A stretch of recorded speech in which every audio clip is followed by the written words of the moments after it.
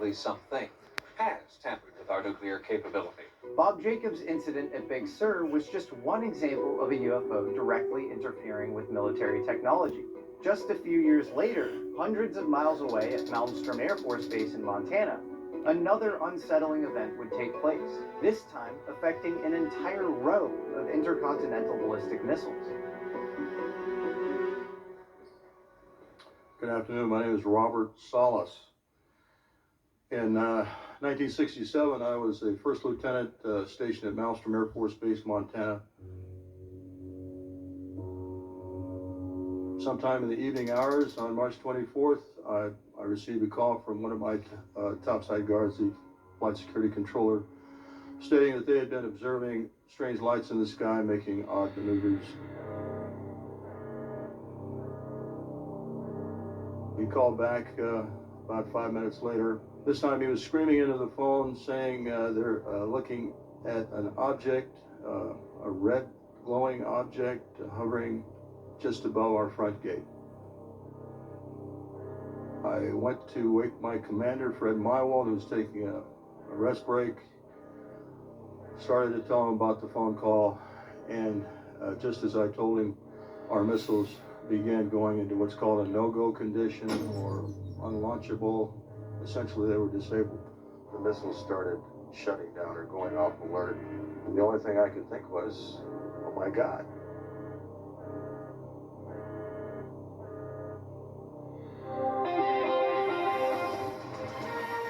Bob Jameson, you were there too, right? Yes, sir. And you were in the Air Force? Yes, I was in the Air Force. Where were you when this was happening? Okay, I was a targeting officer, missile targeting officer. I was at home relaxing, and I got a call from Job Control to tell them to come in. And sure enough, on Job Control, they have a wall, and they have green lights where all the missiles are on alert.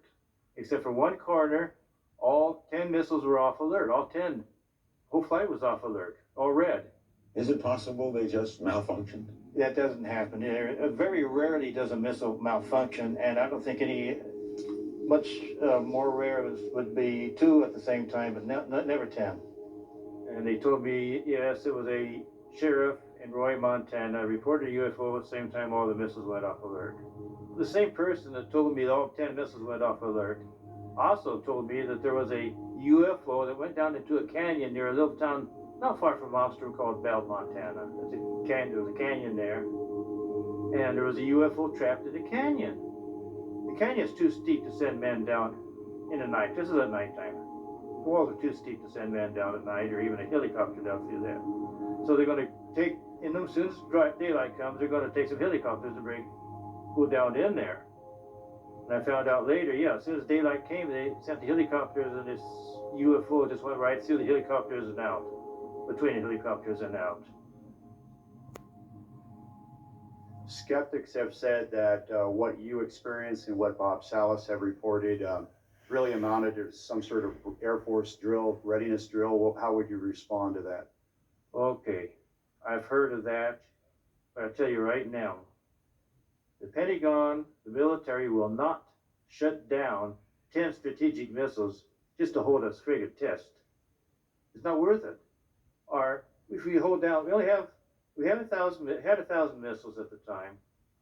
If you take 10 down, you destroy a little bit of our national security. And the Pentagon, the Air Force, SAC would not do that. And they never have done it. I've already